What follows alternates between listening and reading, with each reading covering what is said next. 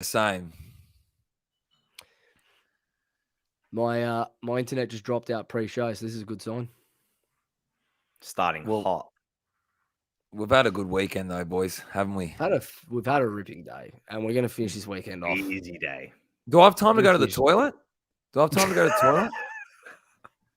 Honestly, actually, we're live. I'm sweating a bit. No, seriously, I'm actually sweating. The Gold Coast make you sweat. Well, there's a 25-second intro that I'm about to play. If you can do it in that time, off you go.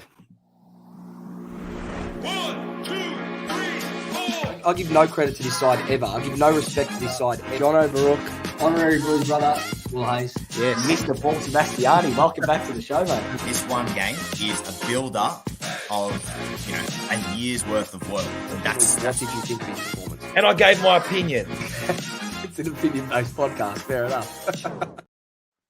Welcome, everyone, to episode 95 of the Almost Blues Brothers podcast, brought to you by Piota Health and Performance, proudly powered by the Blue Broad Podcast Network and YouTube channel. If you are new, welcome. It's a good night to be new. If you're returning, welcome back. It's going to be a good pod tonight. It's been a while since we've done one of these, boys. First off, how are we? Really good. Hands are a bit sore. Explain, Jules. We made a lot of salami, boys, huh? For anyone that didn't tune in last week, when we said this, Dan, Jules, and I made, it was only 25 kilos. It wasn't a big batch. 25 kilos of salami, 41 salami. I think we got through in the end, Jules. Yeah, something like that. So yeah, they're hanging up in the garage and hopefully good to go in about 5-6 weeks. But we need to comment on how efficient our conveyor belt was at churning these things out. Joe, Jules, we were efficient today. It was. Efficient is an understatement. Then to top it off with a nice Negroni, Jules, we like that little touch. I think it's done, to be honest with you. I'm going to make a comment. How today went from making salami in the morning to watching Carlton wallop a team, okay, which we haven't seen for a long time since the West Coast, to then playing golf, to then now doing this podcast, boys. It's actually probably a complete day. It was the good. Most complete day I've had. And like you said, it was efficient. It was as efficient as what our inside 50 efficiency was, to be honest, if not better. At one point. This podcast, as Carlton supporters, this podcast can go one of two ways. We can either stay level-headed or we can be arrogant as. For no reason, though. For no reason. Because you're at Gold Coast. Damien asks, did you guys have un bello sugo with coteletti for lunch after making salami? No, we had a beautiful pasta that Jules' mum prepared early in the morning. 8 a.m. She was setting up the table at 8 a.m. Never been done before. If someone had told me before today that the Blues winning margin would be by more points than salami's made, I would have laughed. Yep. Made 41 salami and we surpassed it. Unbelievable. Genuinely unbelievable. John Holden thinks we should rename as the Salami Brothers. Don't mind that. There's a bit of salami going around, I'll tell you that much. Hey, there's a lot. Dan did miss one crucial part of his day that he forgot to talk about as well, by the way, just quietly. Did you like how I left it out of the chain of events to my ideal day? Dan scampered off at about 12:15 to, was it St. Ignatius? Yeah, in Carlton. We didn't have to go to St. Ignatius. We went to Carlton. We had to go to the parish church in the area. Dan's getting married in a church, and anyone that's Catholic that gets married in a church would know that you've got to go through a bit of marriage counselling. Yeah, I wouldn't call it marriage counselling, but yeah, that's what they call it. I don't know. He turned to me and he said, "Like, is there anything that you think you can fix about you in your relationship?" And I said, "No, I'm perfect." But the other half? Huh? Then he goes, "Well, can you say something about your other half?" And I just made a massive list of things. All right, we're gonna get off this path. before it Lazy gets too long. Conqueror. No, my wedding's actually going to be on Derby Day. Yes, it is.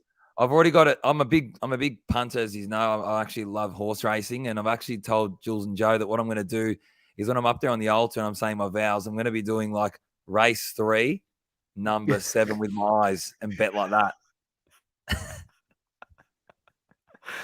Oh my god! All I right, think let's start this pod. now. Have you still got me? Yeah, you're right. Yeah, You're right. just. All right, because now for my internet may drop out, and it should be the last week. My MacBook's getting fixed for anyone that saw the Instagram during the week. So hopefully next week there's no more dropouts. I just saw the Wi-Fi drop a little bit, so I do apologize. Jules and Dan we know they can host this show now. We all saw it last week. It was a masterclass. It was a genuine Steal the masterclass the way they took it. I don't even need to be here. I don't. At the end of the day, if you haven't already, go follow us on Instagram at Almost Blues Brothers, on Twitter at Almost Blues Bros. And please, while you're here, like and subscribe to the Blue Broad YouTube channel. If you're watching live, join the 10,000 subscribers that are already here. And if you're listening on Spotify or Apple, hit that 5 stars, leave us a review. Boys, happy pod, man. Without any further ado. Let's get into it.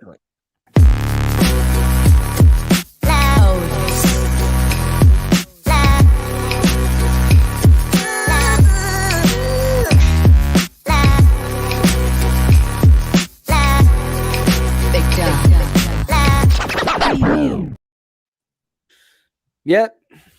Happy pod. And like Dan said, it could go one or two. I don't know. We caught up pre-show for 5 minutes to talk about what we're going to talk about tonight. So it could go either way. We might blow the lid off by the end. Or we might stay calm. I'm not sure. Either way, boys, how did you feel watching that today? And obviously we didn't go. It's the first time that we haven't been able to go all season to a Victorian game. How did it feel watching it from home? It was good to get a win. But at the end of the day, I feel like as if it was against West Coast, obviously them going off the bye. They did get two good wins, obviously, prior to that up in Darwin. But yeah, obviously still need to try keep level-headed as much as possible after the bye, and then hopefully go into Hawthorn and hopefully go on a bit of a winning streak. What are you laughing at, Joe?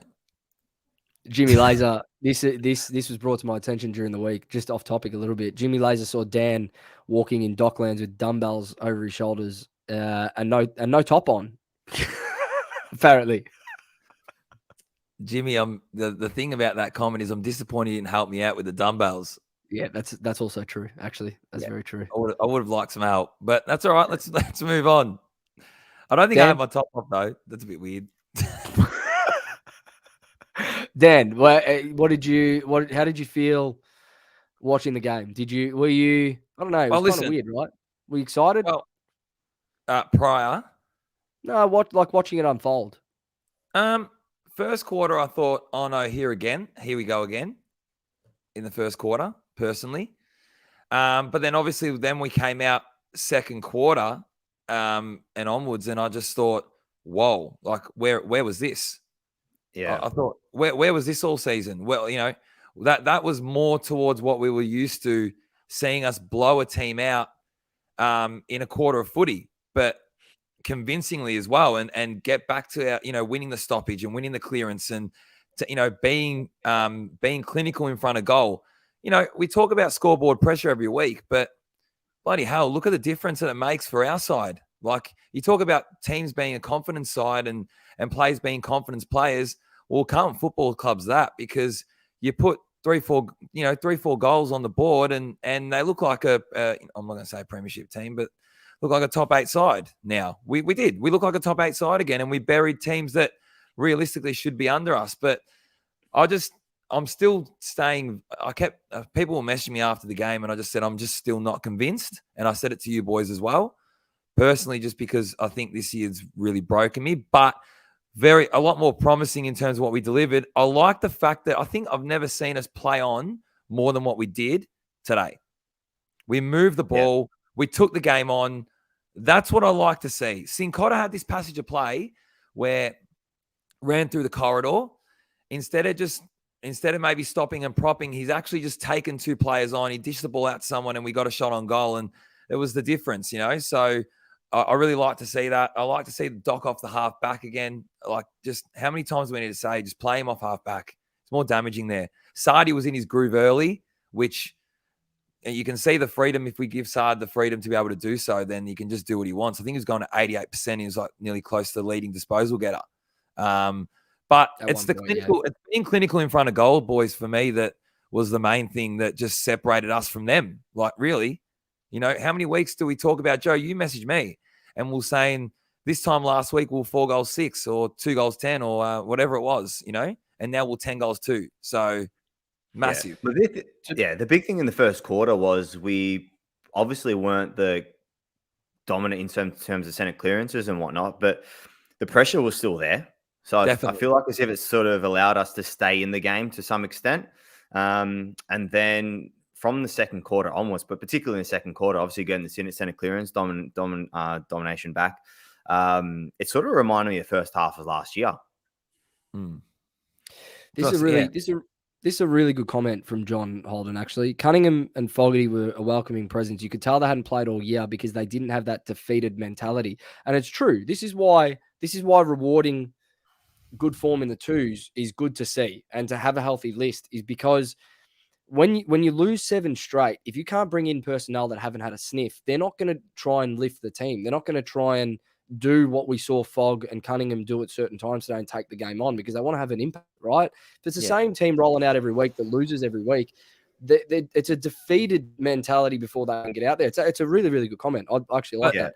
To be honest, sorry, Joe, but the other thing that was great to see, and sorry to cut you off, but was that at least we came out and worked on our shortfalls. So last week you could see was kicking in front of goal, our accuracy in front of goal, and obviously our tackling pressure around the ball. Now, how noticeable was it, like you mentioned just now, Jules, but we had people around the ball. TDK was even getting involved in applying pressure. Like, well, we had numbers around the ball to lock it in, compared to 33 the week before. But another thing too is with the likes of Fogarty and Cunners, particularly around the ball, it gave us another sort of dynamic type of movement around the ball. And then obviously with dropping Young as well in terms of the back half, you have the likes of obviously Kemp's a pretty smooth mover as well. Even McGovern, you got Sincotta, you got Sard, you got Doherty, and you got the likes of Cotters and on the wing. And it's the ball movement just purely because of the body types and speed of movement of players.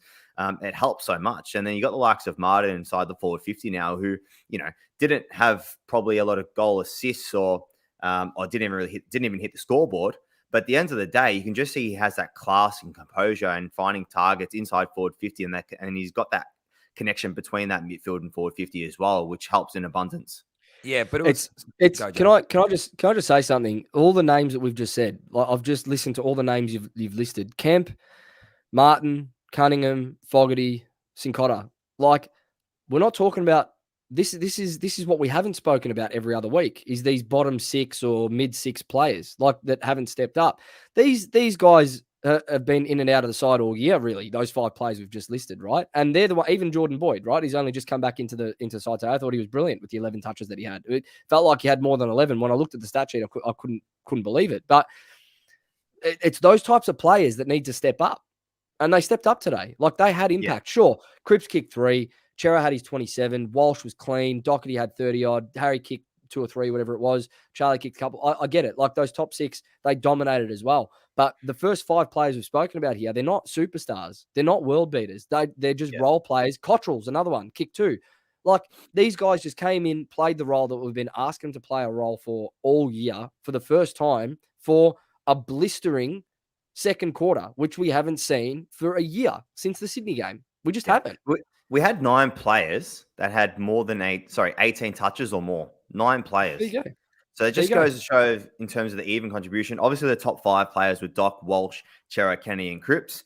Obviously, your most notable players, obviously 4 of those are your inside players in terms of the midfield mix. But then on top of that, we had 9 goal kickers. 9. Yeah. Our average is around 6. Yeah. And I think about 6 or 7 of those were multiple as well. So, like I said, like you were saying, Joe, it's just the even spread across the board in terms of obviously work rate. I'd love to see in terms of the averages of like tackles, in terms of our our lowest amount. But I'm having a look here, and it's probably about, you know what? There was only I think it three was players. 5 players. 5 players had 6 tackles or something today. Yeah, Something like that. but Yeah, it is. I'm looking at it three now. players didn't lay a tackle. Only Yeah. 3. And who were they? Pitto. Well, It was just Martin, Pitto and Martin. Martin. Here it says Martin, Pitto, and Dow. That's what Oh, it yeah. says here. Whether That's it. it's correct or not is a different story, but that's what it says here on the AFL app. All right, so it just goes to show, like, even contribution across the board in terms of possession, in terms of goals, in terms of obviously pressure as well in relation to the tackles, and you see the end result. Yeah, but the thing that I want to emphasize to everyone today is that we were rewarded for our effort. We're not the effort, we're rewarded for our product, going inside 50. That's the difference. Because early, Cotter's kicked 2 early. Harry had his goal or 2 early. Ches converted. Like, it's the reward for the product, which we've seen in previous weeks that we've been getting the ball inside 50. We've been getting the looks. But I feel like our looks as well today were in better positions. And they were, I'm not someone with an ego that can't say I'm wrong. I had an opinion last week where I thought a lot of our games we were having shots that we should have converted. I saw some visuals tonight. Only the Bulldogs and Sydney game, I would say, are 2 games where we cost ourselves in front of goal. That's what cost us the win. The rest, you could argue either way, but they were 2 clear ones. Outside of that, really, that's about it. But I looked at the heat map for set shots today, and the heat map from most of the other games. Today was the best from a hotspot perspective where we're getting our looks from. So And it's off the back of our ball movement. And on Yeah, top for of sure. that, like we said, I think Chills mentioned in the comments, we kicked 7-1 from center bounces. That's massive. The record's 8. That's off the charts. But it was 7-1 really to is. 0. It was 7-1 to 0. They hadn't scored from a center bounce. Yeah, But there was a lot more freedom. There was a lot more freedom, boys, with the way we moved the ball. Yeah, and you the could see thing they is, weren't overthinking. They weren't overthinking the options, sure. and this is where I think Lewis Young in the back line hurted us. It hurt us a bit with the ball movement because he would second guess his option, whereas Newey straight on the boot. Kemp, they're all the same. That type of player that just move the ball. First option, get it forward, go. Just while we're talking about centre bounces, here's one for you. So Jack Silvani, Jesse Motlop, Corey Durden, Zach Fisher's played through there as well. None of them played today. None. And I felt that the pressure when the ball hit the deck inside 50 was as good as it's been all season. Now, those 4 players I listed, they're 4 players that would have been in everyone's best 22 at the start of the year. None of them are playing at the moment. Durds is injured, obviously, but he was out of touch before the injury. But it just goes to show you literally don't need superstar players across the field. You need role players. And today Matt Cottrell played a role. Today David Cunningham played a role at times. Today Lockie Fogarty definitely played a role. I think he gets another look. And Matt O's laid 6 tackles. He laid 6 tackles today. So there's a reason why we're able to score from centre bounce because the pressure was there as soon as we got the ball in. We hadn't seen that all year until today. We just hadn't. As convincing of a win that it was today, you asked me what was my thoughts through the game. So in the second half, that was my thought. Well, where was this all year? But towards the end, I was thinking to myself, how does this team respond and how do we play when the pressure's on us? That's still my biggest question mark over this side is when they're tested or when there's question marks or pressure and things aren't going our way, because things went our way, but not for the they weren't. It wasn't luck. We obviously played well, but this is where this team's always tested is when their pressure's on them and things don't go their way. How can they respond? So let's have. If we can get a couple of obviously wins after the bye, it's the Port Adelaide game that's going to be the most interesting. Whether we're going to see whether we can, I guess, have hopes for finals or not. Essentially, I think that's going to be the game. Obviously, that's the test. Agree. Look, finals. If you want to talk finals, you can. I'm not. But at the end of the day, you've got to cling on to something. And we're one game out now, I think. mathematically. Two. 1.5, but 1.5. Yeah. But I think 1.5. the dogs have a game in hand because they had the bye. Yeah. So I think, or maybe not actually. I have to check that. Anyway, regardless, it's a game and a half or 2.5 games, whatever it is. Like, it's still a long way away. A long way away. But at the end of the day, I'm not sure too many people realize this. That was our first win in Victoria since Good Friday. That's how long it's been. Like, think about how many games we've been to since then. First win since Good Friday. That's like 10 weeks almost. So, you know, you can say what you want. Yeah, they're a C grade side. Well, you know, I don't say Gold Coast are a C grade side. If they won today, they were in the 8. Like they've had some good form. Their midfield, they pride themselves on contested possession and clearance. And Jared Witts is one of the more contested ruckmen in the league, and they got dominated today. Our mids stepped up, and it's the first time I've seen them step up for a long time. And I just hope, if I'm going to take one thing away from this game, to be honest, in the big picture, I said it to Jules pre-show. I just hope our mids, so Cripps, Chera, Walsh, Kennedy, and we'll talk about that mix in a minute with a few personnel that we're missing. But I hope those 4 with TDK and Pito, I hope they remember now what that feels like going forward, because I felt like they lost that spark or that understanding of how they could get it done, because they were dominant today. That was what we saw at the start of last year out of the middle. It was just blistering. It was bruising. Like, get the ball at all costs, get it forward, and run them over. So I hope for the rest of the season from here that at least that midfield group can gel like that every single week, because if they do, you can say what you want. Like, we've got to win 7 of our next 9, right, to bear final chance. If they do that every week, we're tough to beat, man. We know we are. Only if we hit the scoreboard, Joe. It's scoreboard pressure, man. It's only if we hit the scoreboard. Because if you have all that work and you do all that good work and you don't hit the scoreboard like we did, and I'm not expecting us to be as accurate as what we were, but you know that it puts pressure on the other side. Gold Coast today looked like what we've been the past 4 weeks. Yeah, I said that to Jules actually. True. Yeah, one point. No pressure. I No don't pressure on think the they ball. had. Yeah. I mean, I don't think they had the opportunities that we've had against some other teams that we have lost against. But I feel like, as if in terms of Joe, in relation to the midfield mix, I think Walsh not playing at a half forward, or Dockley playing at a half forward as well, I think that sort of helped with the inclusions of Fogg, Cunners, and even Martin as well. I think the mix and the ability to be a bit more flexible in and around there helps, with not having to put like a Kennedy on the half back or a Chera on the half back as well. And then obviously you got a bit of run off the half back as well because of that, through Sink and whatnot. So I think the balance is more right with, I guess, with the way we want to play, but I guess with the way the modern game sort of turns in the last few years as well, in terms of the ball movement and how quick and rapid it's been. Yeah, but there's a lot more emphasis on defending further forward as well. Didn't look like they were getting the balls clean, getting inside their attacking 50 or our D50.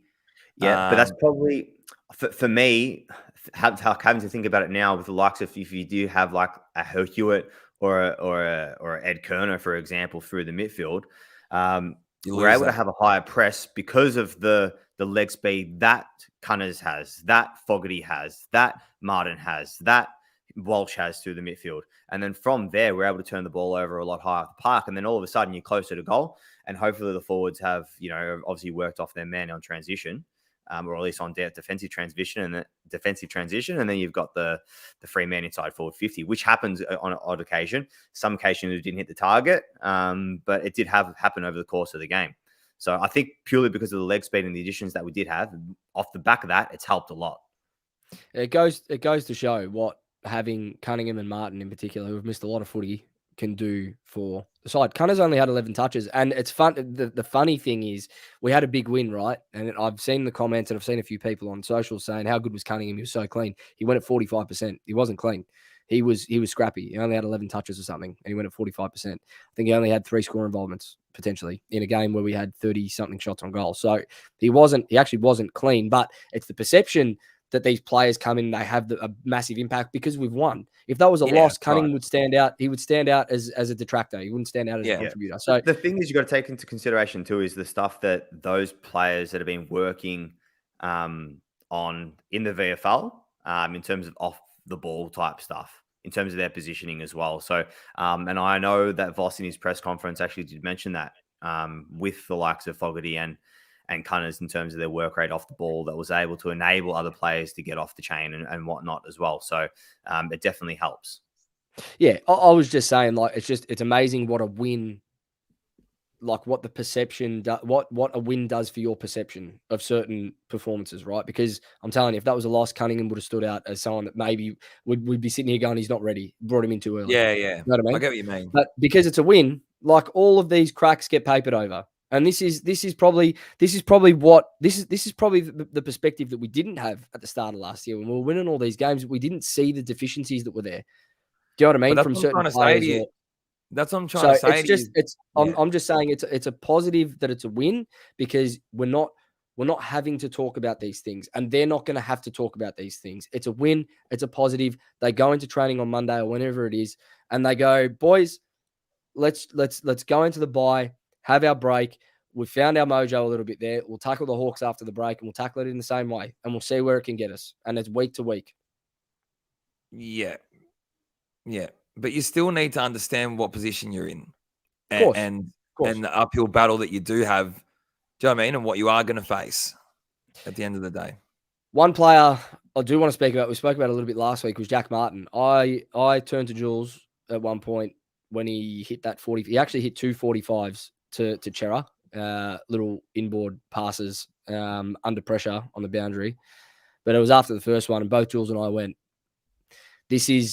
this guy's the biggest what if of this football club that I think I've ever seen. Because if Jack Martin's body was up to the rigors of AFL football on a consistent basis, who knows? Honestly, who knows? Like we all forget he kicked 4. He kicked 4. Club.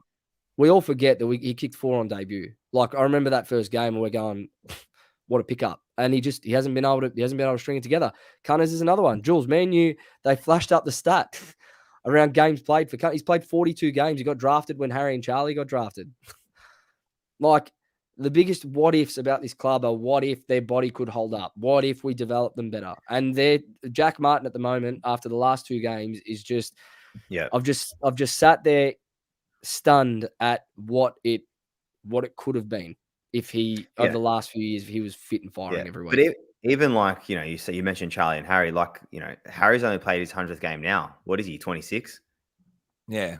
He should be at least 150 minimum at this stage of his career. But because of his, injury, obviously the first 2-3 years and then in the last year or so as well, and obviously everyone knows of the likes of Charlie, but the ability to get players or games into these players when they were younger, and even in terms of their connection relationship on field, it's obviously been a little bit of a detriment as well.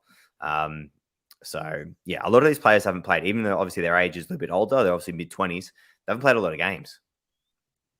Yeah, but is that not the problem? Is that not the club's fault when you are getting someone like a Jack Martin on board? Like understanding that there is that risk of injury. Like it's not like he came to us healthy. No, of There's course. been a lot of those. That's what I'm trying to say. So, we're talking about what ifs and with the likes of Jack Martin and stuff, but at the end of the day, it's poor recruiting. And look at the position it's put us in. We haven't even used it to our advantage to get to where we want to be, which is win a premiership. So why are we bringing these players on board in the first place? It's a good one because another player that was missing. Go. No, don't get me wrong. Like I'm not saying that Jack Martin is a shit player, but what's the point of having someone like him if you can only string 5 games together in a season? Yeah, it is, and it's frustrating, right? And this is what I'm saying. It's just frustrating. It's bittersweet is the word. It's bittersweet to watch him do what he did today because I thought he was brilliant. Like he has so much poise and so much class when he's in this side, but we just don't get it consistently enough. Speaking of games missed, George Hewitt is becoming that sort of player quite quickly, and I'm a bit concerned. He didn't play today. It didn't look like we missed him. What are your before next week in the mid-season bye when we do the mid-season review and whatnot? We're going to do a bit of a keep or sell type segment, and I know George Hewitt's going to be one that we're going to speak about. But at the moment, especially after today, reviewing the game, did we miss George Hewitt today? Really? Look, have we missed him in the last few weeks? Would he really have added anything in the last few weeks? If he's fit and firing, I'd say yes. If he's fit, for me, we saw it last year. You can't say that, Joe, because hold on. How many times did we say George Hewitt? Oh my God, he's unbelievable. He's the player we've been missing. But this is the same argument with Jack Martin. If he was fit, sure. I understand. So I how long understand. do you hold? So how long do you rest on your laurels and hold this player and potentially allow that to become a liability as part of the list?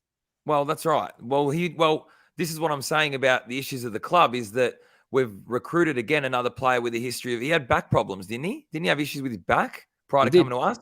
He did. That's right.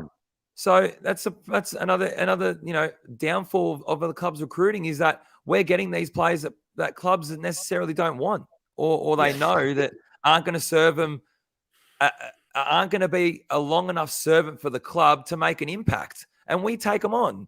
You know what I mean? I know it's a gamble, and sometimes it can go your way, but yeah, George Hewitt last year, it did. We were all going, oh my God, what a recruit! How dumb is Sydney? But now look at us. Now he can't get on the park. Yeah.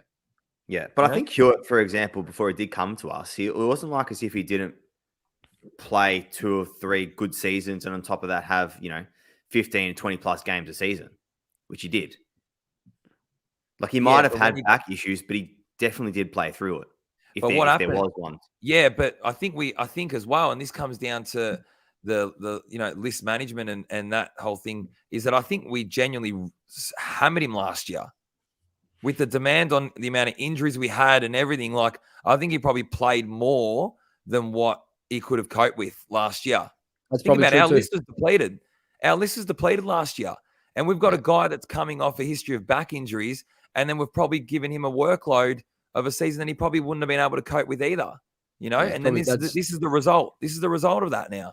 Yeah. It's just a game like today is just interesting talking about this stuff because, like, you see Cunningham, you see Martin, and you still kind of think like they probably won't be on the list next year, realistically. Like, unless they can string 10 weeks together where they play blistering footy, neither of them might be there.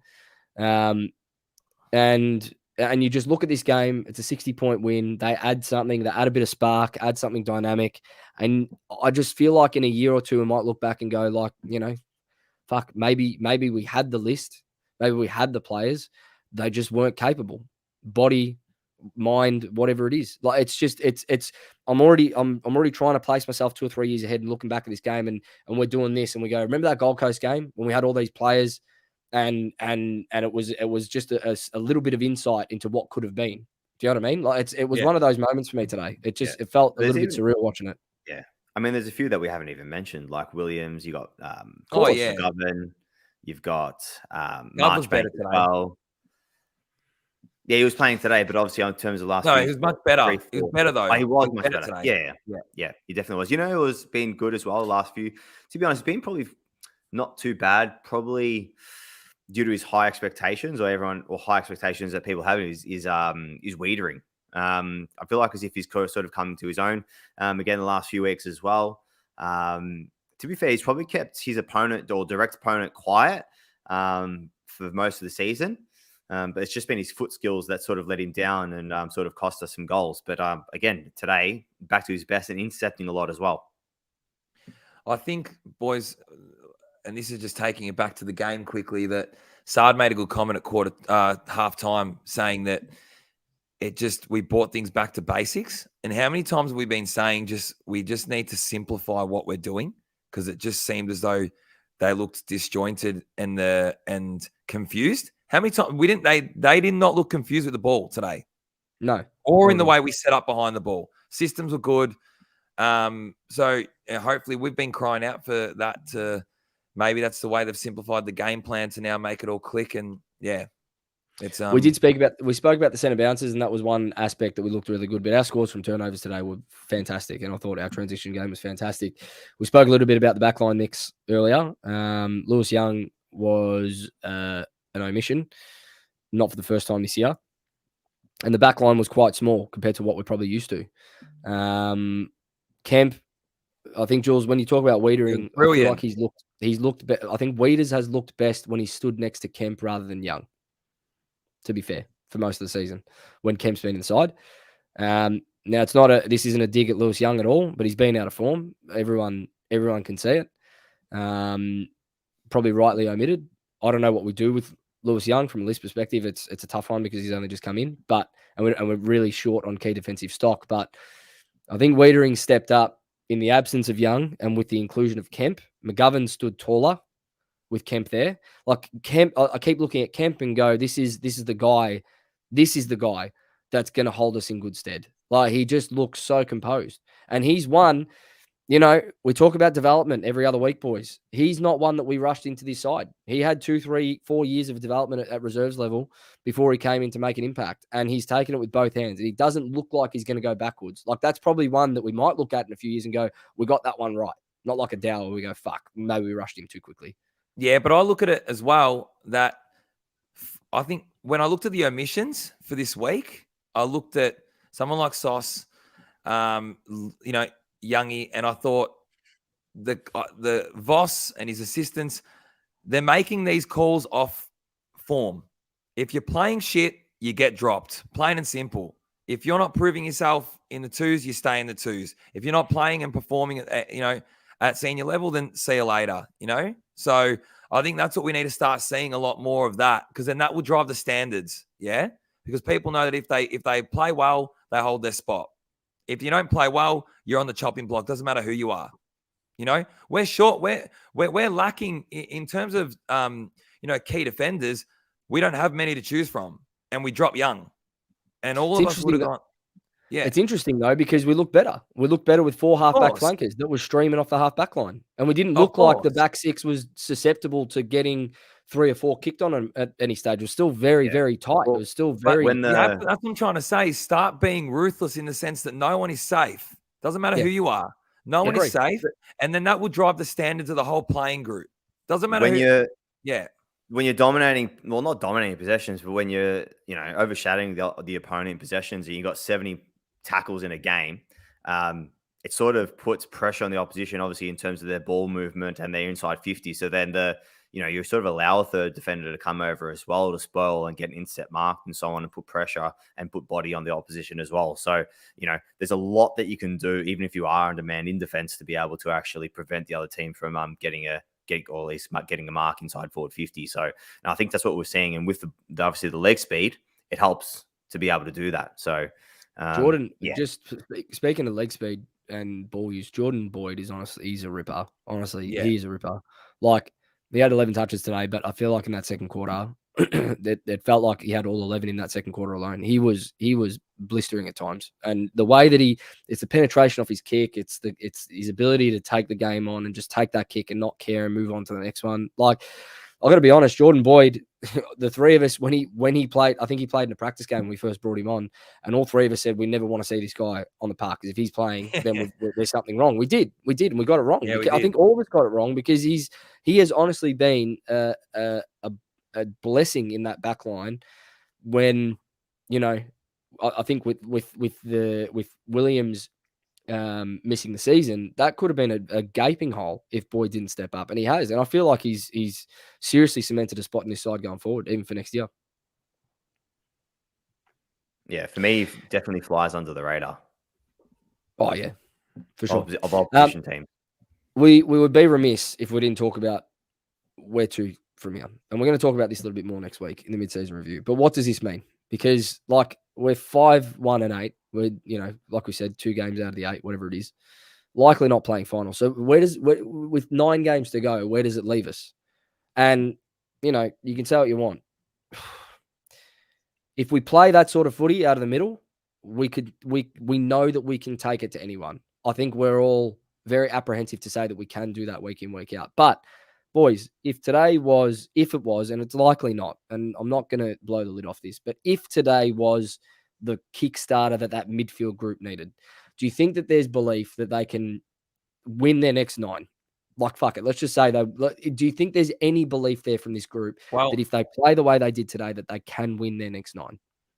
Yes, I don't think you should just say this midfield group. I think the forward structure as well. I think you should include that. Yeah, fair. I think the forward should definitely be in there, because I don't think they've been. Do you know what I mean? Like, I don't think they've been good at all.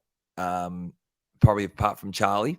But yeah, well, I think it'd be dumb to think that you wouldn't be able to try and, you know, do something miraculous and try win your next, 8, whatever. But I think it was Richmond in their 2017 premiership. They won their last 8 or 10 or something in the lead up to that. But isn't this what we're talking about? So isn't this what Joe? But isn't this what we've been talking about? Where from a cultural perspective and what you want to achieve, that like, why should you be thinking that your season's done? Isn't that just going against everything that we're talking about? And this isn't us being nuffies, right? And we're not sitting here saying, "Oh, we're going to win our next 9." It's just asking the question of where does it leave us? Because everyone all season has said we're ready, we've got the list, we've got this, we've got that. Why aren't they playing that way? Then we saw it today, and it's like, well, okay, do you have that belief that you can do it week in, week out? Because Port Adelaide have just won 10 or 11 straight, whatever it was, and they were nowhere at the start of the season. They're beating everyone now. My thing is, it's about having the mindset to win every game. Having the mindset. You have to have the mindset to win, regardless. Now, it looks like, personally for me, that's the identity of Carlton Football, of the Carlton Football Club, what we saw today. That, for me, that is probably more of a reflection. And then it's about adding the ruthlessness to want to win week in, week out. And if we're all hoping and saying that today is the day that then continues, I'll be the first one to say I'll wait to see it against a top 8, top 4 side, that we can bring that, what we did today. But I think, if you're not going, if you're going into this and going, I hope that we can, a few players can try and step up and hold a spot for next. Nah, fuck that. Every player's got to go, you know what, we can win. We can win next week. We can win the week after. We've got to carry this through, and see what happens. We'll see what happens. But if it's not that, then I think, it's just getting as much out of every game as you can and treating this almost as a preseason for 2024 to go, well, we need to figure out our identity before the off season, and we just got to carry that through. I think that's the worst case scenario. Best case scenario is we win the next 9 and we play finals. Think about this. I'll put something to you. No, Jules, I'll put something to you. This will sum it up. Do you think that if this was so Collingwood with their mentality and how they play, do you think they'd be going, let's look to next year? No way. No way. So start switching your mindset to say we can still play finals this year. Regardless if it's a massive feat or not, start understanding that we should be playing or we should be winning every game. Because I would rather fall 2 games short, you know what I mean, than fall 8 games short. But if you're thinking that this is preseason for next year, that's just completely the wrong mentality. Just defeated already. Correct. Yeah. For me, even if you lose, like, I'm not saying I don't want to lose the next 8 or whatever it is and say we've got 3 games left, but even after losing the next 8, I still want to go into the last 3 rounds and win every single game. I want to see him burning. I just don't. Correct. I have never seen this playing group burning at losing. That's what I want to see. I want to see them genuinely distraught when they lose. And then that's when there's a culture shift and an identity shift with this playing group and this club moving forward. That is plain and simple. Yeah. Today could be a stepping stone, and we'll see. We'll see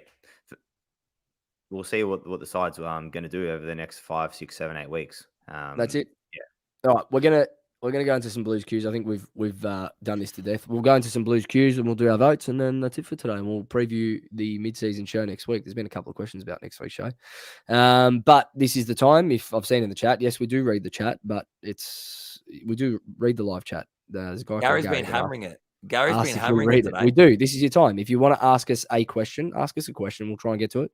But we'll start on the Instagram with a few comments and questions after the game.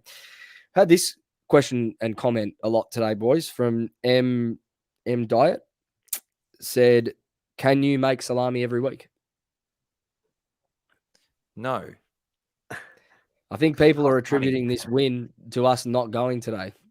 I've seen that a fair bit. I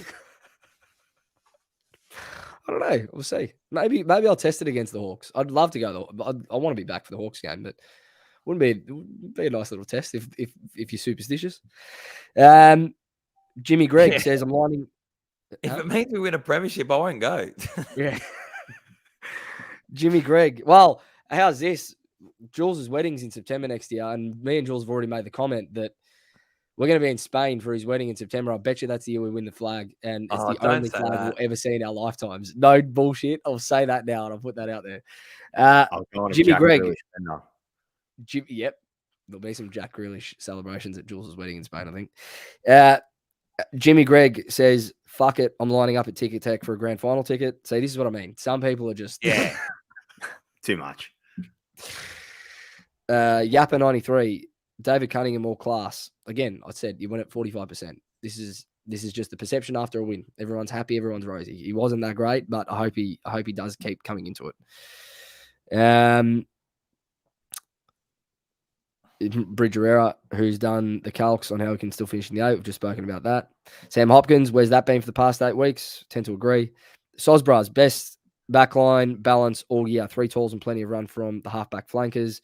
Is Brody Kemp a lock in the best 22 from Jordan Blyfield? Yep, I think so. I think we've gone through that. Cole Banks with another salami making needs to be a regular occurrence. Don't go to games. Jimmy Laser, are you spewing?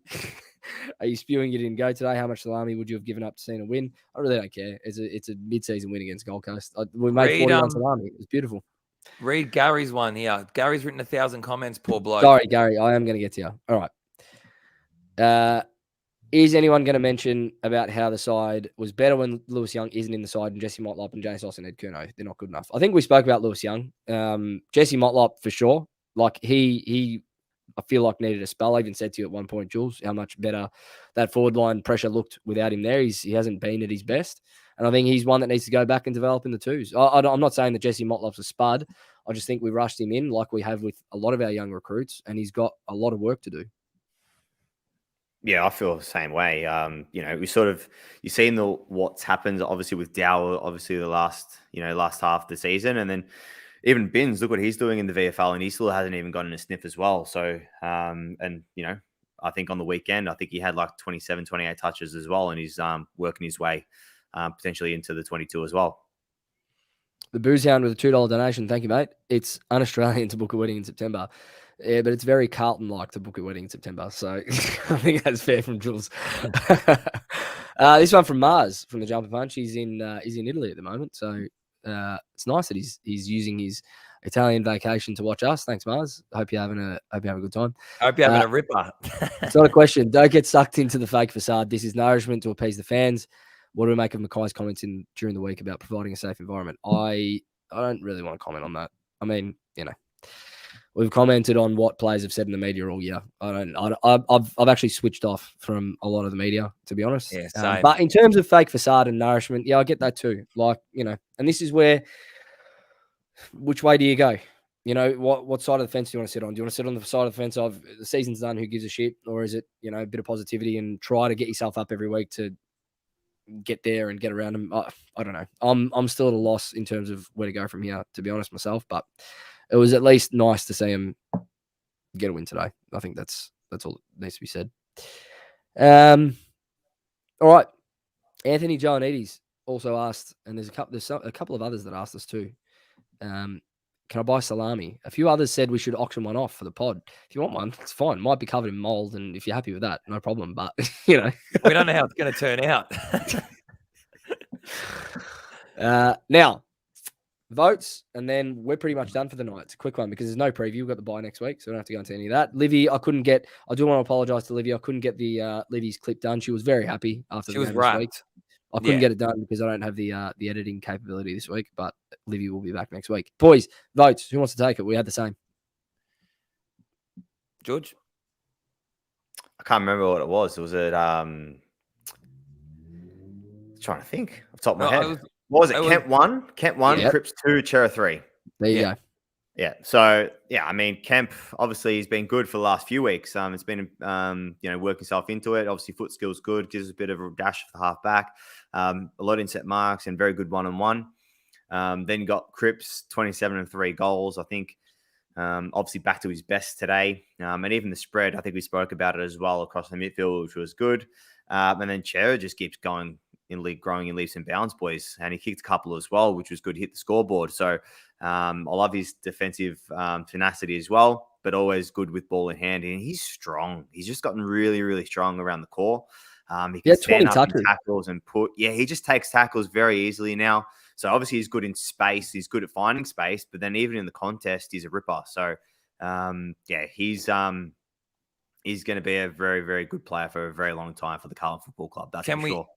I know we brushed over that votes pretty quick, Payson. I know we're going to wrap up, but we need to talk about Kemp a little bit more because. Oh, sorry, I thought you were talking about Kemp then, Jules. Sorry, I just realized you were talking about Chera. But Kemp had 20 touches today, and I think he had something like 10 or 11 intercept possessions within that, which is just Yeah, It's unbelievable. and he went at 80%. Yep. And we know this guy can use the ball, but this is where I'm saying that, where disposal efficiency, again, this is just errors that we've been noticing week in, week out. Like, we're 18th in the comp for disposal efficiency, and now we've got a guy that can use the ball. Like, look how much that means for the way in which we get the ball going forward and how we set up. And we need to start noticing how valuable players like this are, For sure. Yeah, and that's what you said. It's the so-called role players. But if Kemp keeps going like this, he could be a superstar. Well, I've said this before. He was touted as a top 10 pick before he did his ACL in the draft year. And obviously he missed the first 2 years through ACL and injury. But we hadn't played him for 2 years after that. And playing him in the VFL for 2 years consistently and letting him find his feet, I think it will serve him well long term. He's still young. There's rumors that he's about to sign a contract extension, which is fantastic to hear. Yeah. And the best thing about it is he's basically been, I think it was best on ground across, forward line, midfield, and backline. So he's very, very versatile. I hope the club sort of lets him settle in defense. But to be honest with you, I think it could be anything. Yeah, I think if he needs to become a swingman eventually, he might, but that's down the track. I think right now we are screaming out for a key defender that can play one-on-one and intercept and take the game on with good disposal to sit next to Wiedering. And if he can develop into that every week, I think we've got a serious ripper. So, and now someone like Lewis Young, prove yourself, show us what you got, and go and earn it, rather than getting call-ups again because it's just something didn't work. So then we have to bring him in because he's the next option. Nah, you know what? Stay there until you prove it. Shout out to TDK as well, just quickly before we finish up. We've hammered him all year. I think he's been a bit of a whipping boy this year because of the money he's demanding on the open market. But today he had that game. He finally had that game. He kicked a couple, plied his trade in the ruck. I think he had the better of wits all day. And it was a long time coming. But again, that's one game. If you can do it for the next 10, then you know what? I think by the end of the season, we're all going to be going, we can't let him go. So yeah. See where he goes from here. Now that's it for the show. Next week, bye round. We don't stop. And Lazy Conqueror in the comments before you asked a question. You asked one question. Will there be 360 feedback next week? Of course, there's going to be fucking 360 feedback next week. It's going to be grimy and dirty. There's a lot to be said about these two here from me. That's all I'm going to say. Yeah. I hope that Wi-Fi cuts out, Joe. I'm surprised they didn't cut out tonight. Hey, it's been good tonight. So getting it sorted, accountability. Just get it sorted, move on. But yes, bye round next week. We will be here Sunday night again at 7 p.m, I believe. I have to double check that, but I think it's 7 p.m. live. And if you're listening on Spotify and Apple Podcasts, it'll be up during the week next week as well. We'll do 360 feedback. We'll do a full mid-season review, and we'll do some keep and sell options across the playing group, not the whole playing group, but I think there's a few we need to talk about at the midpoint of this season. But hey, that's it. We're going to work. We're going to work happy tomorrow. So, calm the baggers. Lazy, very, very happy to hear that we're doing 360 feedback next week. Gavin Whelan wants us to auction off a Salami. There you go. So we might. Oh, actually, there may be a sneaky announcement in the lead up to our 100th episode, but not for the Salami, for something else. So keep your eyes and ears peeled. And Tez, Blue Abroad, Joe's internet getting fixed, and Carlton get a win. I know what he's insinuating there, and I think what he's saying is that if that's all happening, then Carlton are going to keep winning, and we're going to play finals, and we might even win the flag. So, settle. On that note, can the baggers. Yeah, baggers. See you next week.